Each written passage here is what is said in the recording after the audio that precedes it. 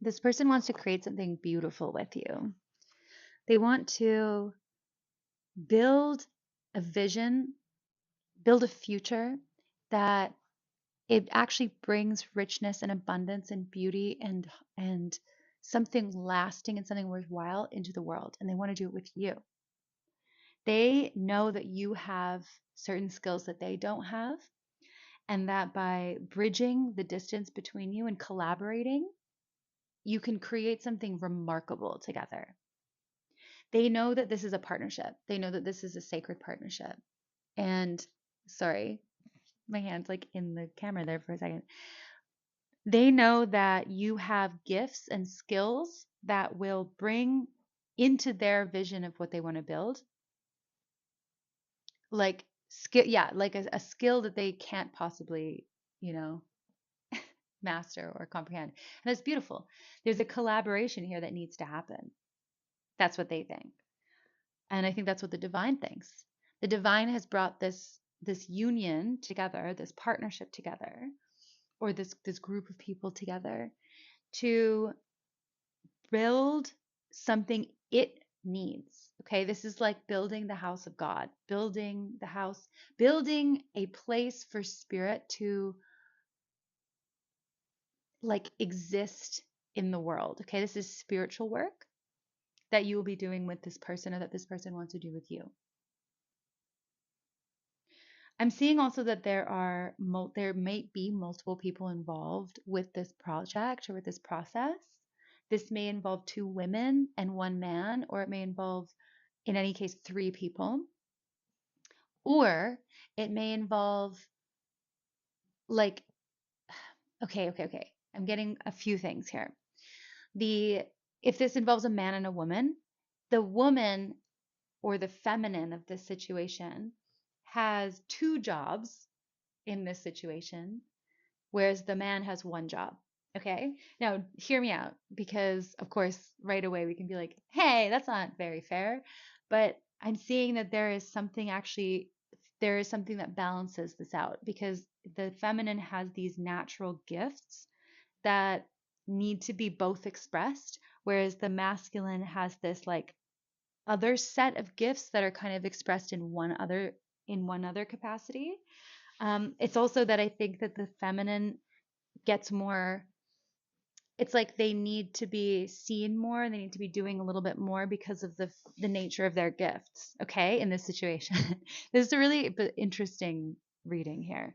I've never really done anything like this before because it's very of the unknown, right? Like we don't know, I don't know where this is coming from.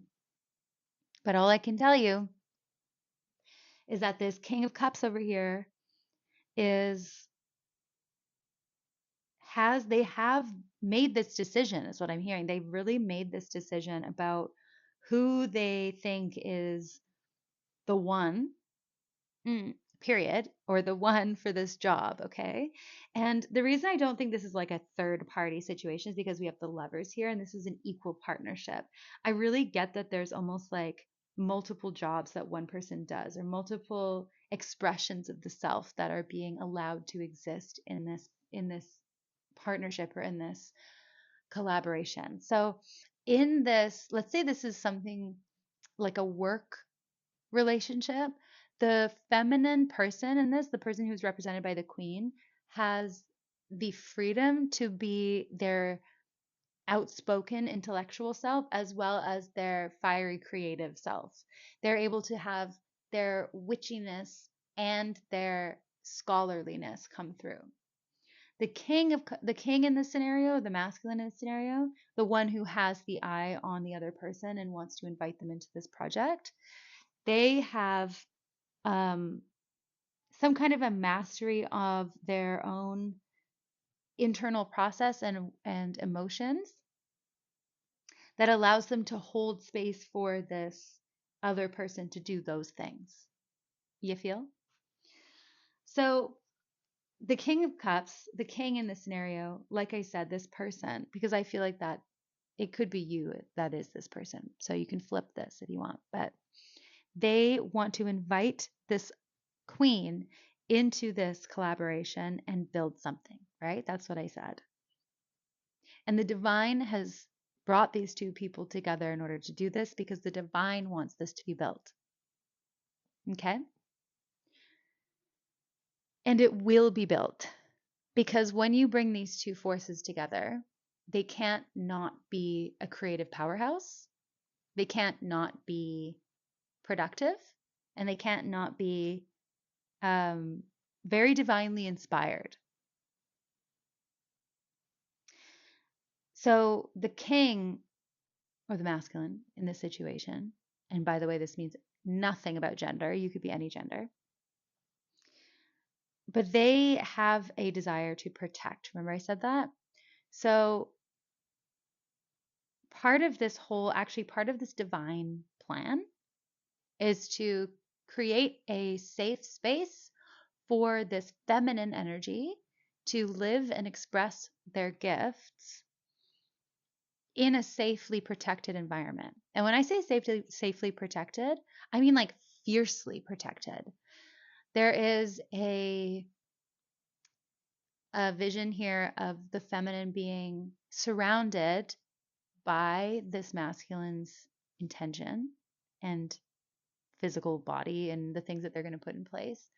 That is almost like I'm seeing like guard dogs, like that type of energy, like thorns. And within that circle of like harshness that will surround. Okay, this is energetic. Okay, this is energetic. It's not literal, but there's like this thorny encasement, which is the protection that this feminine needs, because inside that there's all this like softness and bloom and beauty and like and richness. So it's almost like this feminine literally needs to have them to be so protected that nothing that can harm their sacredness can get in. And the king in the scenario, the masculine in the scenario, is the one that wants to do that. They're like wanting to take this on.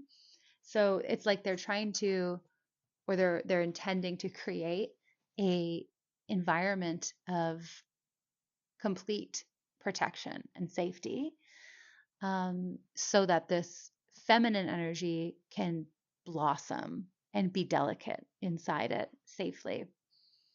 So there's a very sensuous kind of energy with this too, where it is like I'm also getting that it's almost a little tearful. Like I'm seeing there's been a lot of crying, a lot of tears, a lot of emotions that are being shed through or processed or expressed through this union, or because of this union, or before this union comes in.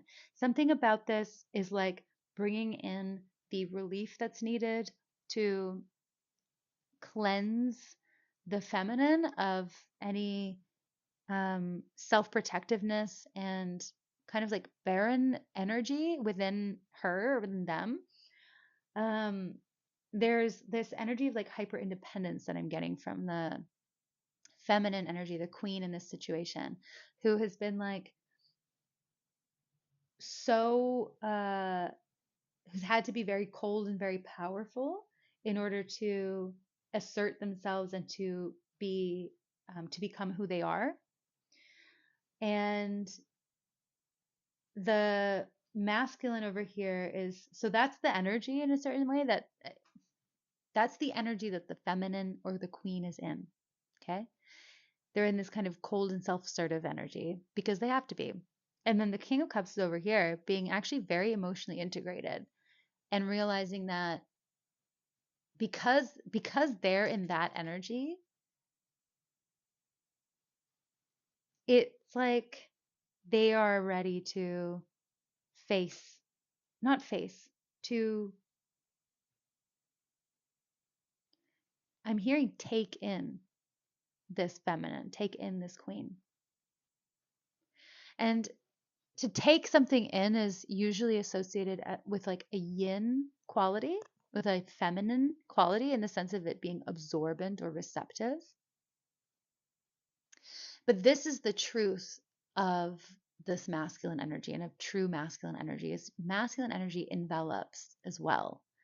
And both masculine and feminine energies, yin and yang, like they are always intertwined with each other and are reflections of each other in some way.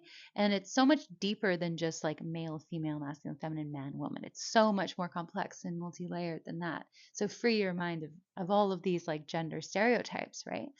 But the King of Cups in this scenario is in this emotional point or this emotional maturity where they can literally take in the queen. And the queen in this situation is very thorny and pokey at the moment. And there's a lot of pointiness with the queen. There's swords, there's wands, there's thorns. There's this like, and even this rigidity of like holding themselves rigid and closed off. And the king here is this soft land, this soft rain, this person who, or this energy that comes in and actually absorbs the feminine into them so that the feminine can then become this like blooming thing. So there's this metaphor of like rains and earth and fertility and blooming and things, life growing. And that's what happens when these two come together. So this collaboration could be actual work that you do together, or it could be the collaboration of your two energies just in general in life. And I think there's a situation here where it could be both. I think it could be both. So yeah, this is like a sacred union that is very healing, but it's not just healing like someone's wounded and they need to be healed. That's not what this is. This isn't a trauma bond. This is not someone or some people coming together to like fix each other or to like heal each other's wounds. This is, like I said, a divinely guided union for work on this planet. This is like these two people are going to do sacred work together. Um, and they're both whole people and they both have their personalities intact and they actually have both of them reached a kind of maturity that allows them to come together and do this because the feminine is like not actually showing up as actually a wounded person. They have this thorniness and this hyper independence, yes, probably because of some emotional experiences in the past that were less than pleasant, or a some kind of an emotional understanding or something. I actually think that what this really is about is more emotional protection of the self, and so there's created this kind of she has this boundaried self, she has this like very protective like outer persona or outer image, um, because of things that she's gone through or has witnessed or whatever. Where this is actually like part of her maturity and growth. So this is not actually somebody who's broken and wounded. This is someone who has like actually leveled up into a kind of empowered energy. But what's needed now in order for the divine work to really unfold, and to have this destiny really kind of seeded into earth, is now for this like king, this masculine energy to come in and actually re-soften her ground, if you feel me. Okay. It's kind of giving, it's very mythological. Okay. It's giving Osiris and Isis a little bit. A little bit. Okay. Um, wow. This nice. Well, that's your reading. And goodness me, this is going to be good. This is going to be juicy. You're going to be creating something really remarkable, I think, through this partnership. Oh, there's going to be some anxiety though. Okay, how about I'm going to go on for another couple minutes, okay? So, there is going to be some anxiety around this. Yeah, we have a anxiety around control. I think that there is someone in this scenario who is,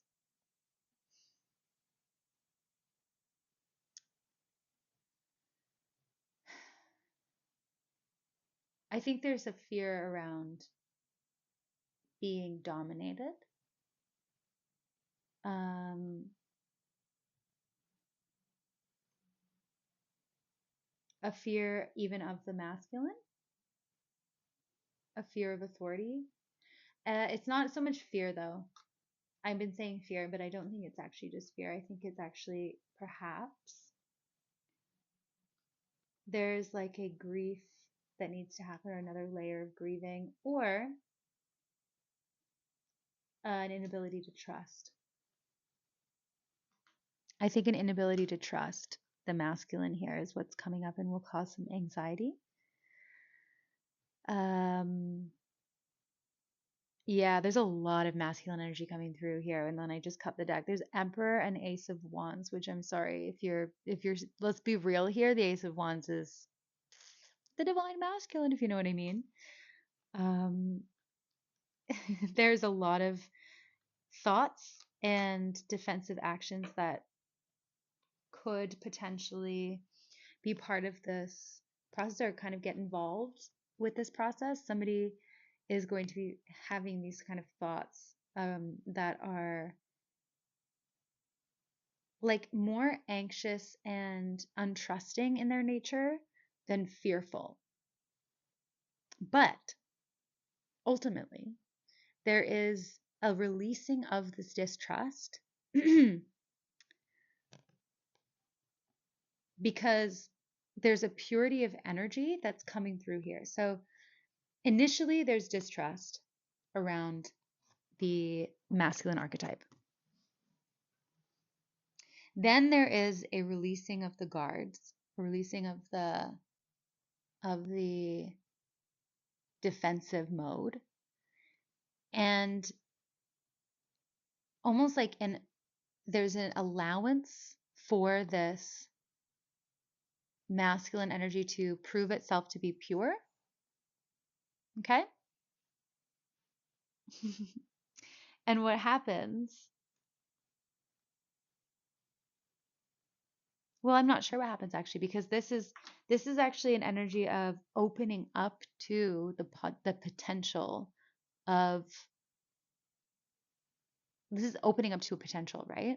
So it involves trusting, and it involves this person who is anxious about or around the masculine to consider. It requires someone to consider trusting in this partnership. Okay, this is what I'm really getting. It just requires that.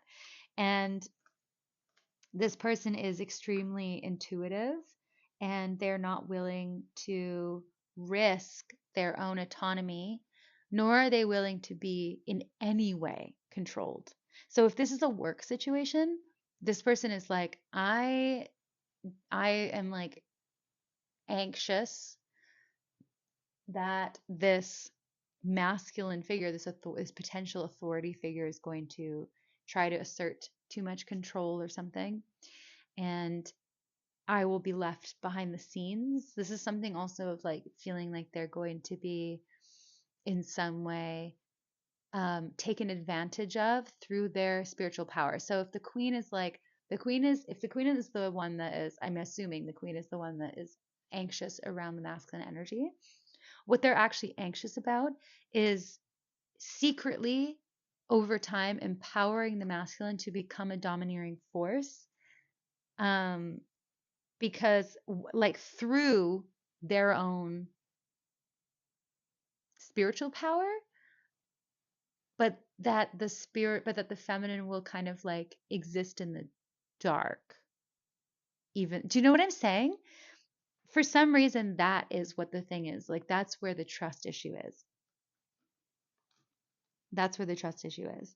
That they will fall somehow behind through the collaboration with this emperor, with this king. What's the truth of the situation? Let's take a look really quickly. The truth of the situation is a lot better than that. However, it does require some proof, okay? So, this is what is going to, I think, occur in this situation. And when I say I think, I really mean, I think this is the story that I'm getting, and it's like, it might be your situation or it might not be.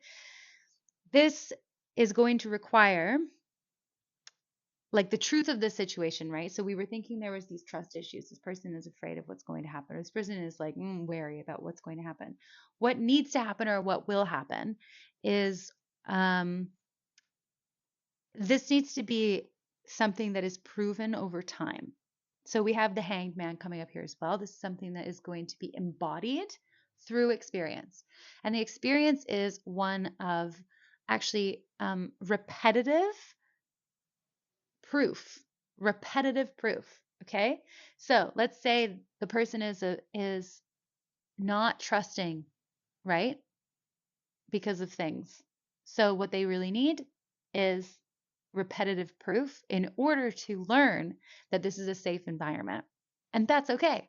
And that's like totally okay. And that's what the truth of the situation is, because what is the truth here is that this is possible. This like um this repetitive embodying of the safe environment is possible.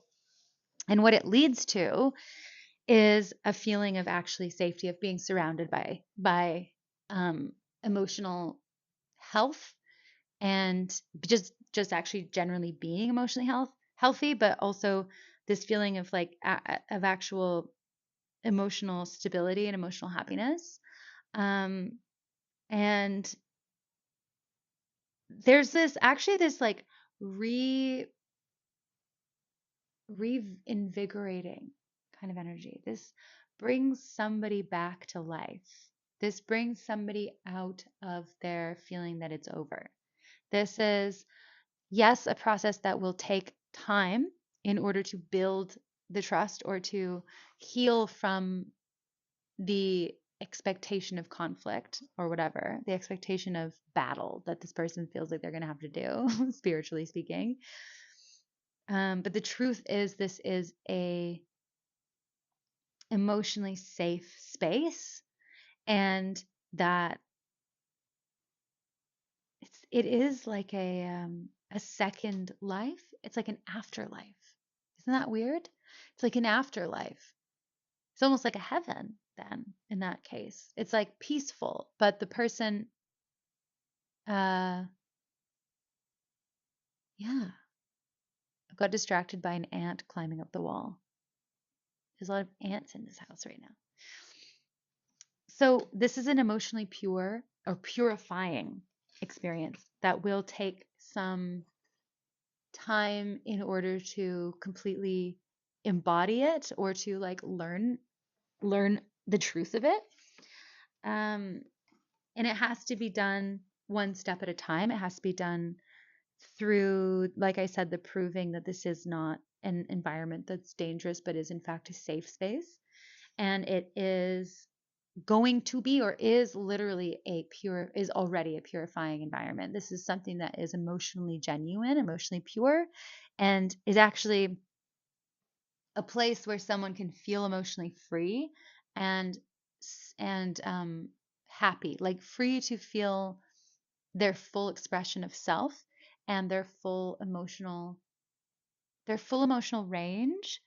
But what I also get here is that there's not a lot of like negative emotions that are going to be like really, really popping off. I think that there is mostly this lack of trust. And within that scenario, um, there's a refinement process that is going to happen or that is happening. That this is actually the mastery. This is the master level of um, learning how to be emotionally self sufficient and emotionally secure in oneself and to fulfill all one's needs, but then also to have that met through the external, like with others, in community with others. So overall, the truth is that this is a safe environment, but that's not going to be understood fully until things actually start moving and things are actually starting to be built together. And um, it will lead to celebration. It will lead to success. And what's going to happen here is it's like an inverting of the distrustful energies that this person is coming from or coming out of. There's these like there's this kind of like inverting process that happens where there's so much kind of goodness that happens through this process that it heals the memory of the shitty behavior, like of the sneakiness or of things that were untrustworthy in the past. There's so much given, so much that is brought to the table, and so much that is given, that is proven, that like that distrustworthy or that untrustworthy energy actually just is overpowered. It really is like dissolved somehow just through the proof of the physical around them. And again, it leads to our beautiful 10 of cups. So yeah, this genuinely is something that is going to be really, really stunning and beautiful. This is a divine connection. This is protective. And this is something that will, through a process of like genuinely building um, one step at a time and, you know, being made to feel stable again and again and again repetitively, that inverts the expectation, like I said, of conflict and of sneakiness and stuff. So that's dope. That's amazing. And that is now finally the end of the reading. So thank you so much for hanging out with me, and I'll see you next time. Bye.